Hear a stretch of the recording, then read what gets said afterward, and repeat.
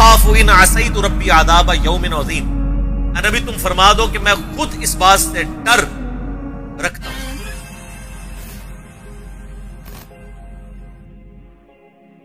ہمیں کسی کی ناراضگی سے پرواہ نہیں ہے، ہم اللہ تعالیٰ کو منہ دکھانا چاہتے ہیں۔ تو آپ بھی ذرا تھوڑی جرأت کریں، آپ یہ نہ دیکھیں کہ امام مسجد اور فساد اور یہ وہ فساد کیا ہوگا میرے بھائی، آپ کا گلا کوئی نہیں کاٹنے والا، کچھ بھی نہیں ہوگا، یہ آپ کو شیطان اندر سے وسوسے دلا۔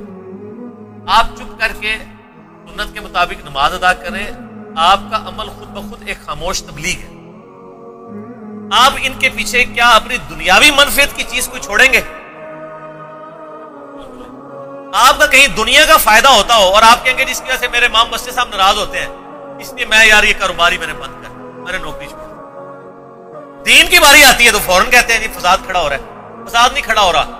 آپ یہ سمجھتے ہیں کہ آپ کو میٹھا میٹھا دین ملے، تو سر میٹھا میٹھا دین جو ہے نا وہ پیغمبروں والا دین نہیں ہوتا۔ اگر پیغمبروں کا دین میٹھا میٹھا ہوتا نا میرے بھائی، تو پیغمبروں کو اتنی تکلیفیں نہ کاٹتی۔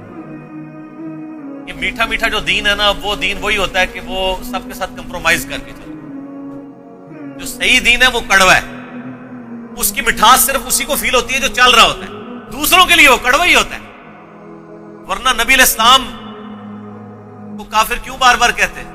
سورہ یونس میں آتا ہے اے نبی اس قرآن کو بدل دو، ہو سکتے ہیں کوئی اور قرآن لے آؤ، ہم کمپرومائز کر لیں۔ تو اللہ نے کیا فرمایا؟ اے نبی تم فرماؤ مجھے کوئی حق حاصل نہیں ہے کہ میں اس قرآن کو بدلوں، میں تو خود پابند ہوں اس وحی کا جو اللہ نے میری طرف کی۔ قل انی اخاف ان عصیت ربی عذاب یوم عظیم، اے نبی یہ بھی فرما دو میں تو خود اس بات سے ڈرتا ہوں کہ بالفرض اگر میں نے اپنے رب کی نافرمانی کی تو بڑے دن کا عذاب مجھے بھی آ پڑے۔ اوئے ہوئے۔ اور یہ آیت قرآن میں 3 دفعہ ریپیٹ ہوئی ہے، سورہ الزمر میں، سورہ یونس کے اندر، اور ایک اور سورت کے اندر یہ آیت ریپیٹ ہوئی ہے۔ قل انی اخاف ان عصیت ربی عذاب یوم عظیم، اے نبی تم فرما دو کہ میں خود اس بات سے ڈر رکھتا ہوں۔ سورۃ الانعام ہے تیسری، سورۃ الانعام، سورہ یونس، سورہ الزمر، کہ بڑے دن کا عذاب مجھے بھی آ پکڑے گا اگر میں نے بالفرض اپنے رب کی نافرمانی کی۔ آپ لوگ اس کھاتے میں سر یہ جرت دکھائیں، یہ فتنہ شتنہ کوئی نہیں ہے، خام خواہ آپ نے اپنے آپ کو دھوکہ دیا ہوتا ہے، اور شیطان آپ کو پوری زندگی اس کام کے لیے ابھارتا رہتا ہے کہ جی خیر ہے کمپرومائز کرو، فتنہ کھڑا ہوگا۔ فتنہ تب کھڑا ہوگا جب آپ کسی کو چھیڑ رہے ہیں، جب آپ خود رفع الیدین کر رہے ہیں، آپ کسی کے بازو پکڑ کے تو نہیں اٹھا رہے ہیں، اس کو کیا تکلیف ہے؟ اور آج کے اس دور میں تو ماشاءاللہ اگر آپ کو کوئی تنگ کرتا ہے آپ جا کے اپلیکیشن دے دیں تھانے کے اندر کہ یہ مذہبی منافرت پھیلا رہا ہے، تو دیکھیں اس کے ساتھ ہوتی کیا ہے۔ آج تو وہ زمانہ نہیں رہا کہ آپ مسجد میں کسی کو اس کی ایکٹیویٹی پرفارم کرنے سے روک سکیں۔ ہاں آمین کا جہاں تک معاملہ ہے تو آمین نارمل آواز میں کہہ دیجیے، یہ بہت اونچی آمین تو ویسے ہی خلاف سنت ہے۔ اتنی آمین ہو کہ آپ خود سن لیں، ساتھ والے سن لیں۔ مثلا اب امام کی قرات تو نارمل ہے اور آپ آمین آمین کر رہے ہیں، تو یہ تو اہل حدیث کی مسجد میں بھی غلط ہوگا جو اونچی آمین کہتے ہیں۔ حنفیوں کی مسجد میں تو ویسے ہی نہیں، آپ نارمل آمین کہیں، آمین، آپ کو کوئی کچھ نہیں کہے۔ جب بہت اونچی آمین آپ کہیں گے زیادہ چڑھتے ہیں آمین سے۔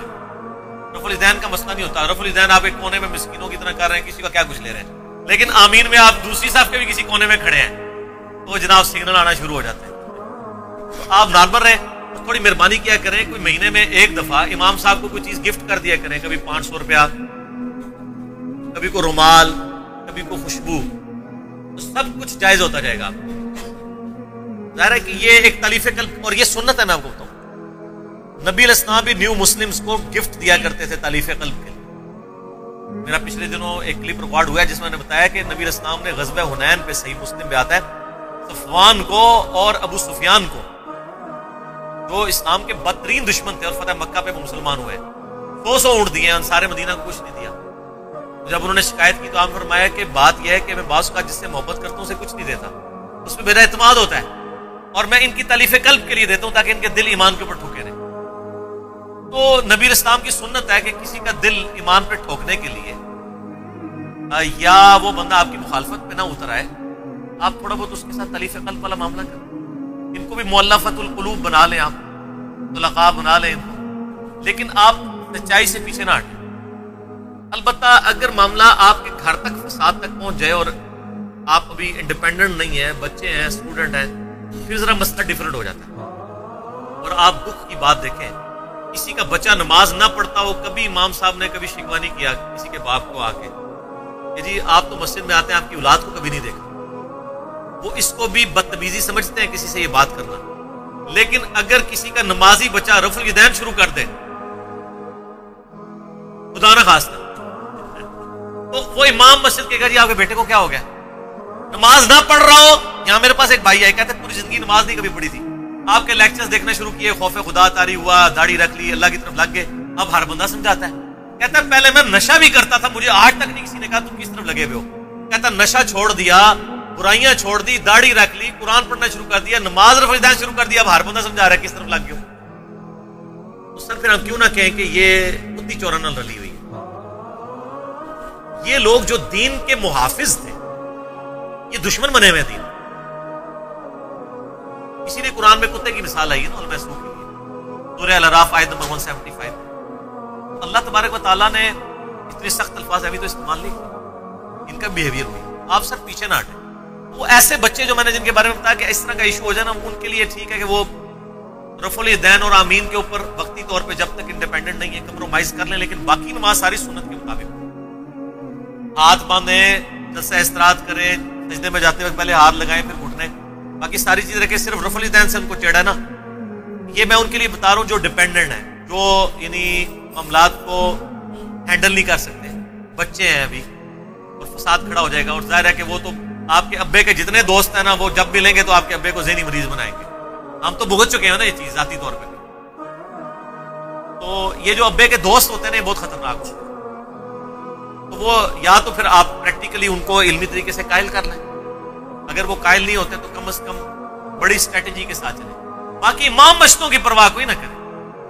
وہ کوئی بھی تانگ کرتا ہے چپ کر کے آپ جا کے تھانے میں اپلیکیشن دے کے مجھے نماز پڑھنے سے روک رہا ہے. میں نے کون سی ایسی ادھر اینٹی اسٹیٹ ایکٹیویٹی پرفارم کر دی ہے؟